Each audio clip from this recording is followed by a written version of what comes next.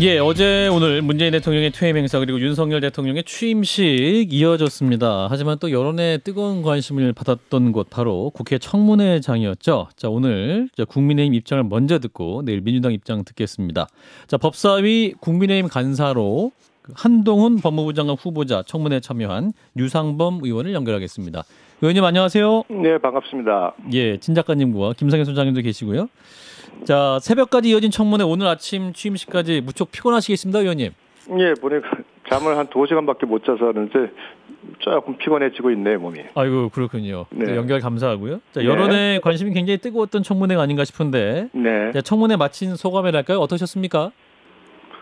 뭐 저희는 사실은 한동훈 후보자에 대해서 민주당이 워낙 낙마를 시키겠다고 벼르고 많은 준비를 한다 그래서 상당히 긴장을 했었습니다. 예. 근데 막상 청문회가 진행되면서 민주당에서 준비했던 내용들이 상대적으로 좀 부실하다. 그리고 제대로 된 자료 파악을 안 된 상태로 예. 질문을 하다 보니까 뭐 국민들로부터 많은 비웃으면서 하는 실수들이 연발됐고요.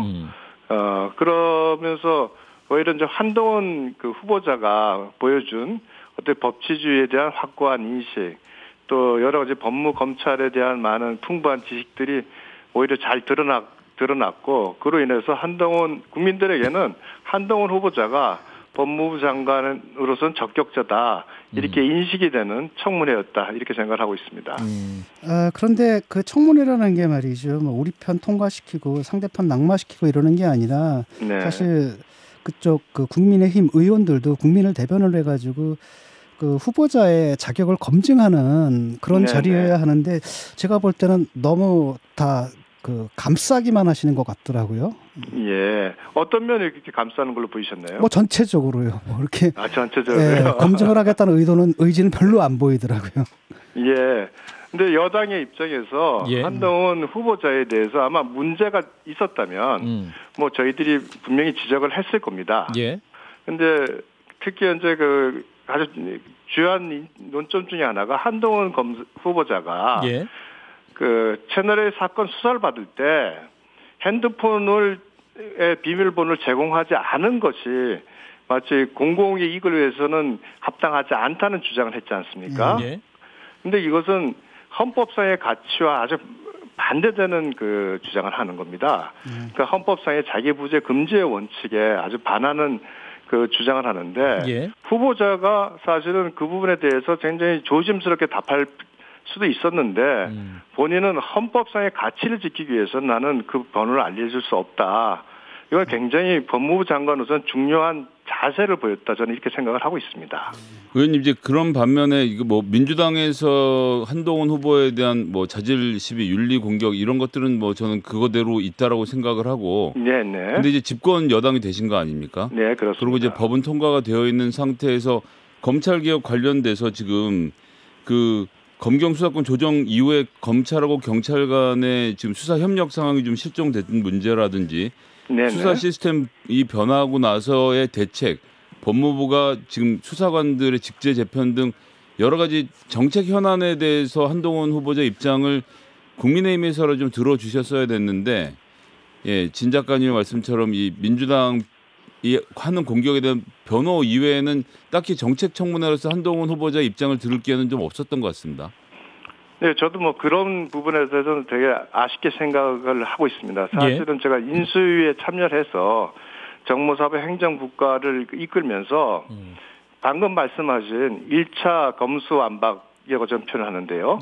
검경 수사권 조정을 한 이후에 사실은 경찰로 수사가 집중되면서 발생하는 여러 문제점이 다 노출이 됐고, 이 부분에 대해서 대한변협이나 민변조차도 수사권 구조의 재조정이 필요하다는 의견이 나왔습니다. 그래서 인수위 차원에서 사실은 검경으로 하여금 새로운 국민의 피해를 구제할 수 있는 검찰 경찰의 책임 수사 시스템을 재구축이라는 구축을 위한 협의체를 구성하고 올 10월까지 타임 테이블을 만들어 놓고 제가 이제 인수위를 나왔는데요. 이런 부분에 대해서 좀 질문할 수 있었으면 저도 참 좋았다고 생각을 합니다. 그런데 이제 그런 부분, 청문회라는 게 아시다시피 정책 질의보다는 도덕성 질의, 뭐 흠집 잡기 그 질의로 집중이 되다 보니까 여당 입장에서 또 그걸 방어를 안 해줄 수가 없는 상황이거든요. 그리고 특히 검수완박과 관련돼서는 또 많은 논란이 발생하고. 검수완박 그 표현을 이제 한동훈 후보자가 처음에 등장할 때 썼지 않습니까? 그 표현을 두고 민주당 김종민 의원이 네네. 싸우자는 거냐라고 이렇게 질문하지 않았습니까? 그러니까 그 잘못된 프레임이다라고 또 민주당의 주장을 청문회 내내 했었는데 이런 주장은 어떻게 들으셨습니까? 저는 그 민주당이 그 잘못된 프레임이라고 주장하는 것 자체가 내로남불이라고 생각을 합니다. 내로남불이다? 예, 왜냐하면 그 주장 제가 뭐 그날도 판례를 들어서 보였습니다만 예. 이수진 의원도 포럼에 나가서 검수완박의 필요성과 배경이라 이렇게 하면서 이제 검수완박에 대해서 언급을 했는데 예. 이 검수완박의 용어 자체가 작년 1월에 그 파란장미 시민연대인가 왜 민주당 쪽 지지 그 시민단체가 있지 않습니까? 예. 거기서 검수완박의 서약서를 받으면서 또 여러 민주당의 처음에 등 그 의원들이 거기에 서명을 했었습니다. 그 이슈가 된 적이 있어요. 예. 그때 이미 검수완박이라는 용어가 이미 많이 나왔고요. 검수완박 단어가 민주당 거다 원래? 민주당 그쪽에서 먼저 만들어져서 여론에 회자가 됐고 그것을 윤석열 그 대통령이 그 막 퇴임하기 직전에 대구지검에 가서 검수완박은 부패 완판이다. 다시 한번 말하면서 국민들에게 이제 검수완박이라는 하면 그 인식이 강하게 박힌 거죠. 예. 의원님 이제 논리적으로 의원님 말씀 맞는데 의원님도 네네. 이제 국회에서 오랜 의정 활동을 해보신 경험으로 잘 아시겠지만 네. 장관의 역할이라는 게 국회에 와서 행정부가 잘 될 수 있도록 의원들을 설득하고 무마하고 뭐 여러 가지 작업들을 하는 게 중요 역할이지 않습니까? 네. 근데 이제 그런 점으로 놓고 봤을 때 한동훈 후보자는 민주당이랑 뭐 할 생각이 없다라는 의지를 너무 명확하게 드러냈다는 점에 대해서 사람들이 좀 걱정을 한다라고 보거든요. 그냥 계속 이렇게 마냥 2년 3년 장관 하시는 내내 싸울 수는 없지 않습니까? 네, 그 말씀 뭐 맞고요. 그래서 한동훈 후보자가 갖고 있는 그 강한 모습이 사실은 뭐 꼭 적절하다고 이렇게 볼 수만은 없지 않겠습니까? 강하긴 강하다고 보셨습니까, 의원님도? 마지막에 그 문장이 들어가 있는 거 보고 예. 아 역시 그 한동훈 후보자가 강한 성격이구나 하고 느꼈습니다. 근데 다만 이 부분에 대해서는 또 한동훈 후보자의 입장을 생각한다면 예. 민주당에서 워낙 그 한동훈 후보자는 반드시 낙마를 해야 된다고 끊임없이 이제 여론 플레이를 했고요. 예. 또 여러 가지 한동훈 후보자에 대한 그 낙마를 위해서 초점을 맞춰가지고 계속 공격을 하는 상황이었으니까 한동훈 후보자 입장에서는 뭐 어찌 보면 공격이 최선의 방어다. 뭐 또 이런 생각을 할 수도 있지 않았겠나 저는 이렇게 생각을 해봅니다. 예, 이제 청문회 관련해서 이제 가장 뜨거웠던 지점이 이제 그 자녀의 스펙 관리 의혹이었는데 이제 후보자가 송구하다라는 이제 말을 하긴 했죠. 네네. 그런데 당분간도 논란은 계속될 수밖에 없을 것 같은데 충분한 해명이었다고 보십니까, 의원님? 그 논란이 이제 두 가지 점이 있는 것 같습니다. 예.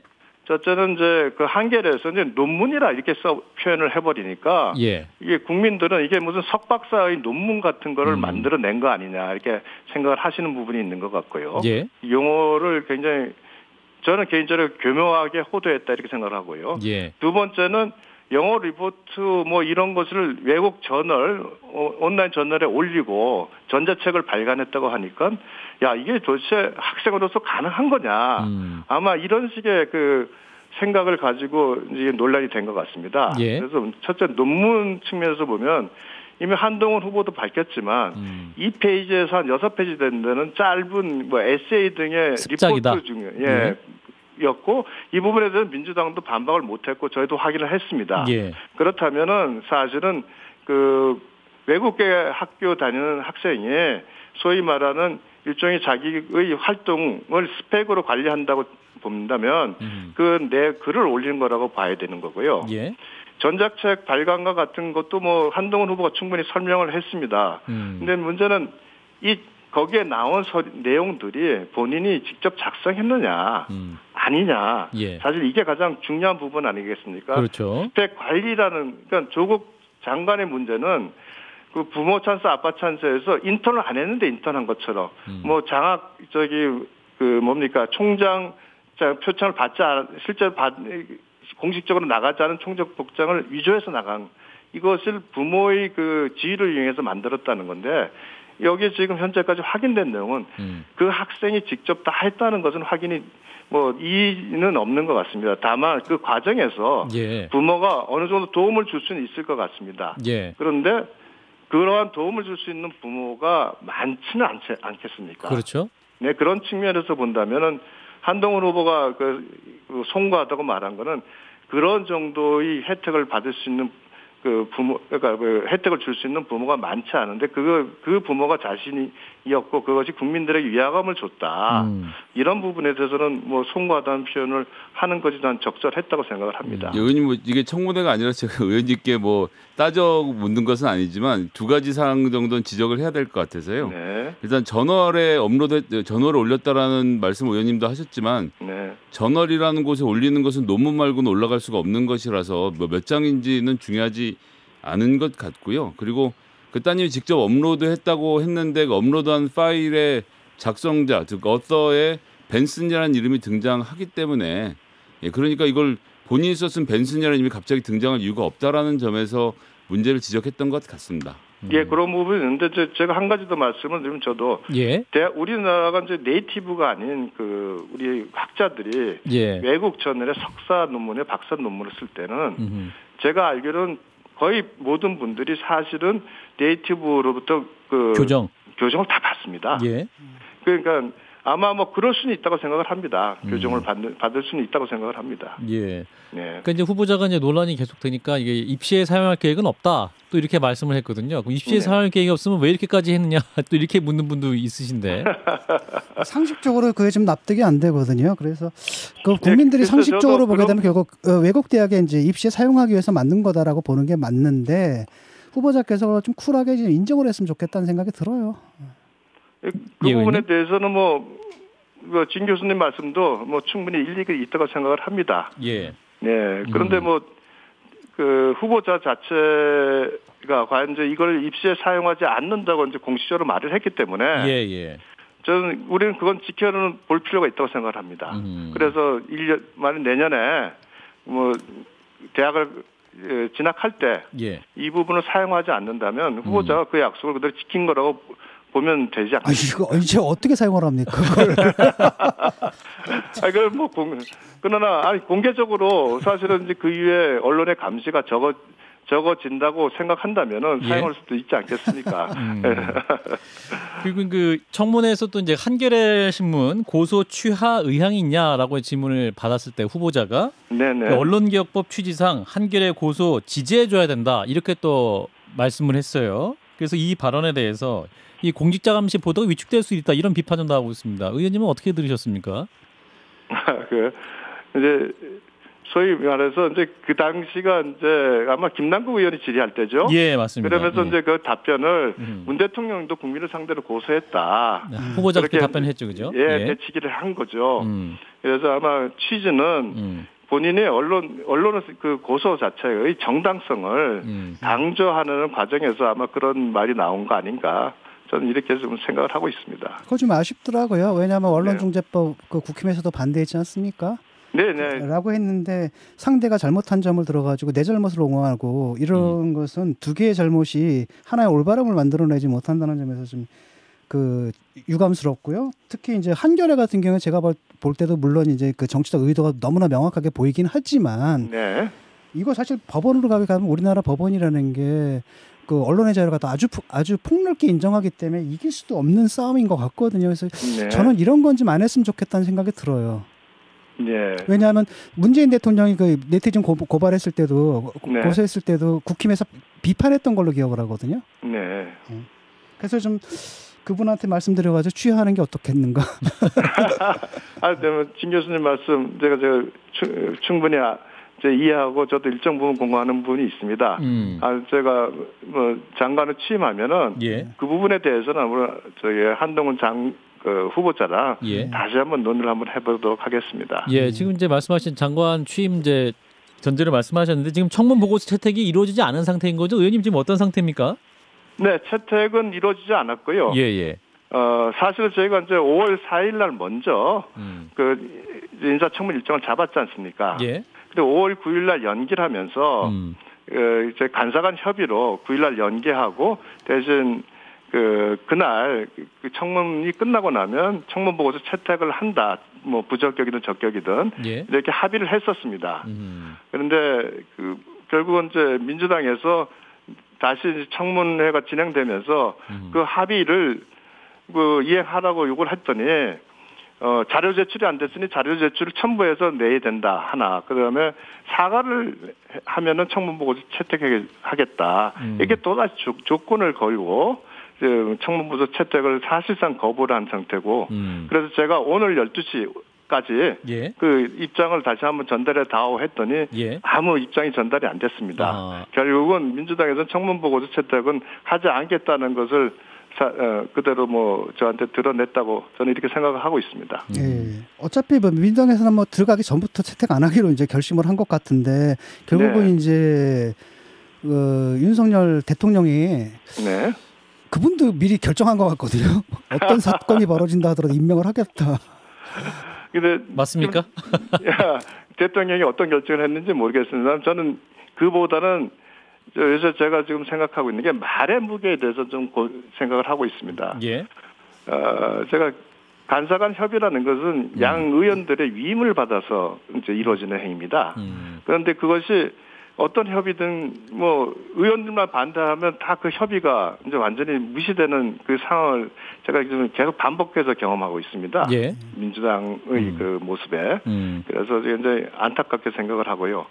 이제 뭐 아마 윤석열 그 대통령께서는 한동훈 후보자를 장관으로 앉힐 수 없는 부분, 뭐 그 부분은 좀 생각을 안 하고 있지 않겠나 저도 뭐 그렇게 생각하고 있습니다. 예. 강행할 것이다. 예. 예. 저 청문회를 갖다 저도 재밌게 지켜봤는데요. 네. 한동훈 후보자가 방어를 하다가 가끔가다 이렇게 공격을 하세요. 네, 저도 보고 있습니다. 네, 그 답변 중에 보니까 민주화 운동을 하다 민간인을 고문한 분도 있다. 네, 아, 네. 그렇다고 민주화 운동 전체가 잘못된 것이냐. 네. 뭐 이렇게 논리적으로 맞는데 네, 네. 이게 사실 딱 보면은 두 분이 딱 생각나거든요. 일단은 유시민 노무현 재단 이사장하고 보다 직접적으로는 윤호중 원내대표가 딱 그 사건에 연루가 돼 있지 않습니까? 그래서 이런 것들이 청문회장에서 과연 상대를 자극해서 뭘 해야 뭐 무슨 뭘 얻을 수 있을 있겠는가. 것이냐. 뭐 기본적으로 한동훈 그 후보자가 예. 갖고 있는 것이 이제 상대방의 주장이 부당하다고 한다면은 그것을 단순히 변명하기보다는 그 일반화되는 오류에 대해서 이런 부분을 예를 들어서 이제 설명을 한 거죠. 예. 뭐 제가 그다음에 그 한동훈 후보자의 그 민주화 세력의 이제 고문에 대해서도 제가 그 판례를 들어서도 그 내용을 밝히기도 했습니다만은 예. 뭐 저도 그 성격은 옳고 그러다 이렇게 평가할 부분은 아닌 것 같습니다.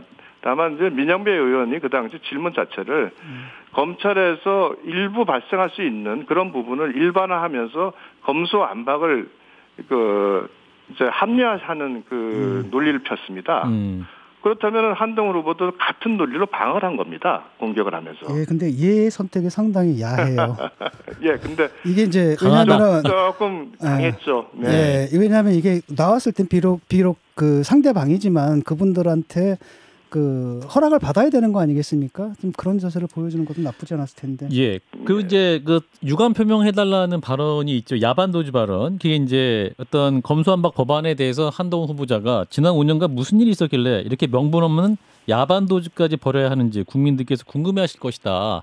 이 발언을 이제 문제 삼은 거 아닙니까? 예. 사실은 이 부분 자체에 대해서도 굉장히 민주당을 자극한 부분 분명히 있는 건 사실이지 않습니까? 이 부분에서는 후보자가 유감 표명 의사가 있나요? 아니면 없습니까? 뭐 지금 다시 뭐 유감 표명할 상황이 다시 오겠습니까? 인사청문회를 뭐 다시 열 수 있는 상황도 아니고. 예. 네. 뭐 방금 그 진 교수님께서 지적하신 말씀, 이것도 우리 사회자분 지적하신 말씀. 예. 제가 아직 저희 한동훈 장관에게 장관이 이제 후보자에게 제가 충분히 전달을 하겠습니다. 저희 채널A 사건 관련돼서도 이제 이게 공직선거법 위반이다라는 한동수 대검 감찰부장 주장이 나왔는데 이게 뭐 너무 늦은 시간 한 11시 넘어서 이야기들이 좀 나왔습니다. 네네. 그쪽 토론들이 오고 갔는데 이 부분에 대해서 의원님 좀 어떻게 보셨습니까? 저는 굉장히 놀랐고 사실 제 대학 동창입니다. 한동훈 감찰부장이 한동수 한동수 감찰부장의 대학 동창인데 이분이 판사 출신이시죠? 예, 판사 출신가 20년간 판사를 하시고 오셨죠. 저보다 연수원 기수는 한 기수 아래입니다만은 근데 뭐 그 당시에 제가 이제 그와 같은 주장에 대해서 바로 그 같이 있었던 박영진 형사 1과장에게 분명히 확인을 했습니다. 박영진 형사 1과장도 그건 전혀 근거가 없다. 당시에 문제됐던 거는 강요 미수만이 주요 관심사였다. 이렇게 대답을 했죠. 이제 저는 한동수 감찰부장이 아마 그 당시 상황을 어제 상황을 보면 이미 이동재 강요미수죄가 1심이지만 무죄가 선고됐고요. 한동훈 후보자에 대해서는 이제 무혐의 처리된 상황입니다. 근데 본인은 윤석열 총장의 직무정지 징계 청구를 하면서 사실은 추미애 법무부 장관과 함께 윤석열 총장 낙마를 위해서 굉장히 애를 쓴 사람입니다. 그러다 보니까 자신이 추진했던 어떤 감찰의 정당성을 합리화하기 위해서 공직선거법 위반이 본질이다 이렇게 주장을 하는 것 같은데요. 저는 그 주장에 논리적으로 그 주장이 근거가 있으려면은 가장 중요한 증거인 녹취록에서 최소한 한동훈과 이동재 두 사람이 대화 속에서 유시민을 신라전 주가 조작과 엮어야 한다는 내용이 들어가 있어야 돼. 그것이 논리적인 근거를 갖는다고 저는 생각합니다. 근데 그런 내용이 여러 언론에서 나왔던 그 내용들이 완전히 허위라는 것이 밝혀졌고 그렇다면은 이 한동수 감찰부장이 갑자기 공직선거법 위반이 본질이라고 주장하는 건 논리적 근거가 아니라 사라지는 거 아니냐. 그래서 저는 굉장히 제가 어제도 말했습니다. 실망스럽다. 저는 이렇게 보고 있고 아마 한동수 감찰부장의 주장은 제가 봐서는 급진적인 그러니까 민주당의 강경 지지자들의 주장보다도 더 강경한 거 아닌가 이렇게 보고 정치적 발언으로 생각을 하고 있습니다. 청문회 마치면서 이제 한 말씀만 더 여쭤보면 자료 제출 된다 안 된다 그 굉장히 공방 많지 않았습니까? 이번 청문회뿐만 아니라 앞으로 청문회 많이 할 것 같은데 이거 개선책 없을까요, 의원님? 저쪽 자료 제출이 합리적이면은 괜찮은데 보면은 자료 제출을 이틀 3일 남기고도 엄청나게 많은 자료 제출을 합니다. 또 그 안에서 보듯이 무슨 수사 기록을 내라 제출할 수 없는 자료들의 요구도 많고요. 또 어제는 제가 농담 삼아 얘기했습니다만 한동훈 인사청문회냐, 한동훈 딸 인사청문회냐. 그럼 딸과 관련된 많은 자료라는 건 딸은 다 개인 자료입니다.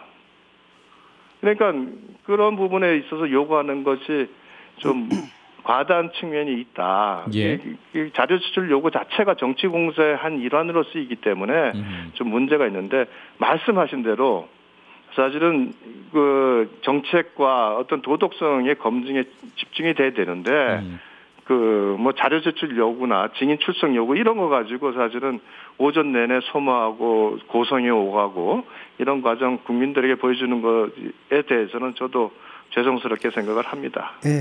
윤석열 대통령 주변에 검찰 출신이 너무 많은 거 아닙니까? 라는 우려가 있습니다. 네, 그 부분 우려는 저도 많이 듣고 있고 저도 생각보다 많이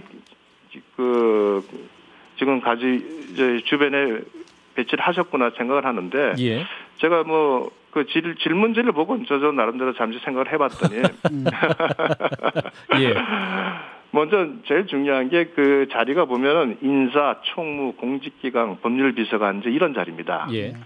보안이 가장 중요하고요. 그다음에 공사 구분이 명확해야지 사실은 외부의 압력이나 청탁을 배제할 수 있는 자리이기도 합니다. 무엇보다도 청렴성이 굉장히 요구되는 자리이기도 합니다.